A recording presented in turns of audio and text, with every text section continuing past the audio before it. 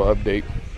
So I finished the front and part of the back here, and I still got to clean that area, but I just wanted to show you guys what I'm doing here in the back. So underneath the back seat, there's no insulation and there's no sound deadening material. If you actually look, like that black tar stuff, it's like the original sound deadening material. There's actually some, if you look on those corner columns, if you see that, it's like a triangle shape. That's the material that I had to scrape off. But for back here, I'm just using a rag with some Dawn dish soap. So it's, you know, grease fighting action and just cleaning up the surfaces really good, because, you know, there was nothing here. So I just got to get the dirt off. And then, you know, just in this whole thing right here too, I'm going to be putting sound deadening on this as well. And you have to get in the cracks pretty good depending on how far you're going with your material. I'm going to stop probably right around there. So but afterwards, what I do is, because there's like a loose dirt, you know, I got my wife's Kirby, I stole it, and I vacuum, you know, all the loose dirt up. Then I get my other rag that I have laying over there in the sunlight, because I had it drying, and I put denatured alcohol on it, and put that out of the sun, denatured alcohol, and I wipe it one last time, and that kind of gets any final residue off. But yeah, I mean, this stuff, this Fatmat stuff, like I have a crink here, but it seems like it doesn't matter if you have a crink or if you have something like that, it'll stick, you know, as long as it's a fairly clean surface, it'll stick. So you can see I cleaned this area for this. I'll be honest with you guys, I'm not sure if I'm going to do it or not, but I don't think I'm going to do the 100% shave bay anymore. And what I mean by 100% is, I'll give you guys an idea right here. So basically, when you do a complete shave bay, every hole in the firewall is sealed. So every single hole has like a patch on top of it, you know, like a piece of metal, and it's welded in place. And then you grind it and you smooth it out. But see, I kind of like this. If you look here, you can still see the seams and stuff. And this isn't permanent primer, so, you know, this was just so it prevented from doing this right here. You see the surface rust on top, and like right here there was some, and that's what it was doing, like all over here. But this side was pretty much done for the time being. But anyway, what I was getting at was I've been thinking about doing the engine bay black, like a dark gunmetal or black color. And I saw some pictures of a car that had that done, and he still had all his holes. He just had brand new rubber grommets, like, you know, these little rubber grommets here. He just had brand new ones, and everywhere that he didn't need them, that he didn't need the hole open. So I'm kind of leaning towards that, because this build was supposed to be a quick build.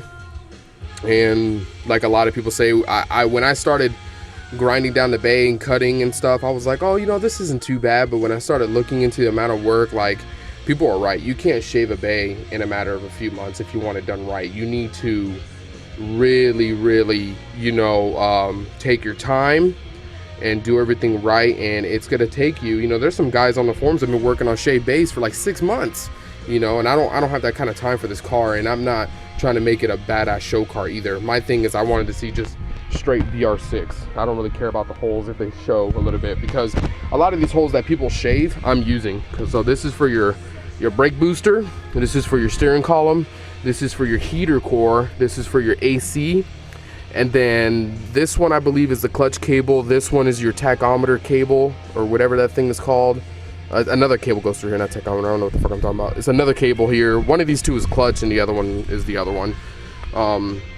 But when you're installing it, it's not a big deal, because they only gonna fit through one. Like if you try to go to the opposite side, you'll be pulling across, so you'll know. But anyway, so a lot of these holes I'm using because I'm gonna have AC, I'm gonna have heater, you know, I'm gonna be doing it, you know, full correct build. So and then I did find the hole on the inside. If you can see through there, that hole right there is the one that comes up through here, because I'm gonna be running my cables through the legs. But instead of coming all the way to the end, I'm thinking about drilling a hole about here.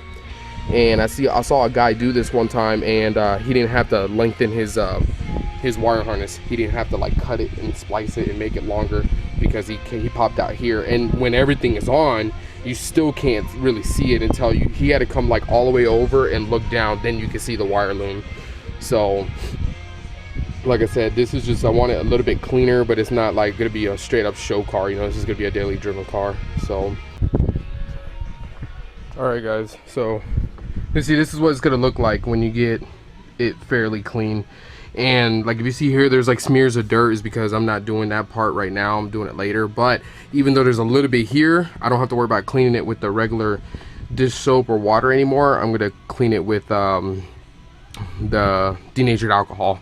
So all these little cracks and stuff here that you see of like really stuck on dirt, and some of this might be like just rust or something, like right there and right here. All right guys, quick little update. So the Dynamat, or the Fatmat I should say, which is just like Dynamat, is almost complete. Yeah, I've been working on it all day. I got the rear section done, all the flooring pretty much done, and I mean, it was pretty easy to install. If you guys look right here, I mean, it's still a little dirty here on the edge, but with the extra, there's like this little adhesive stuff I'm gonna put down right there, plus the 1/4 inch piece of carpet foam, because the foam that I took out, as you can see, it was just falling apart.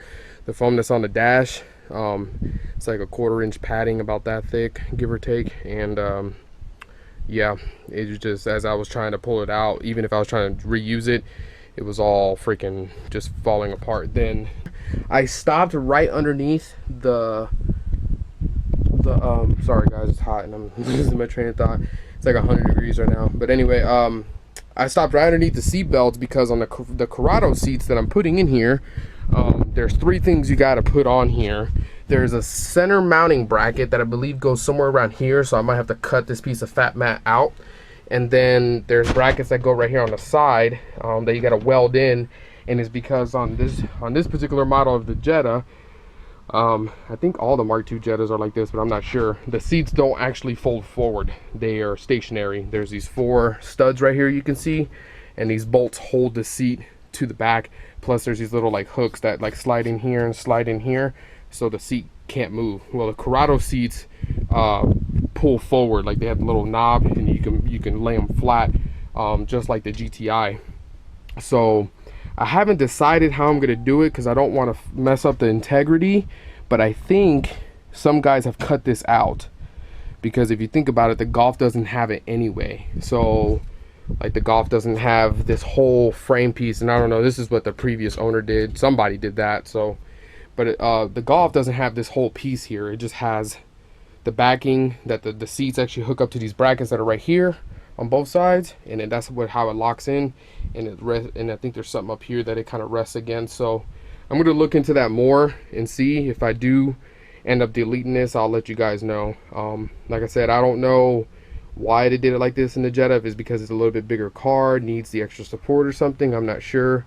But I don't want to risk jeopardizing the integrity of the car, or something bad happening just because of a piece of metal. Like if I have to leave this, that's fine, because there's still this hole to reach in, and it's not even, you know, to be honest with you, I really could care less about the seats coming forward.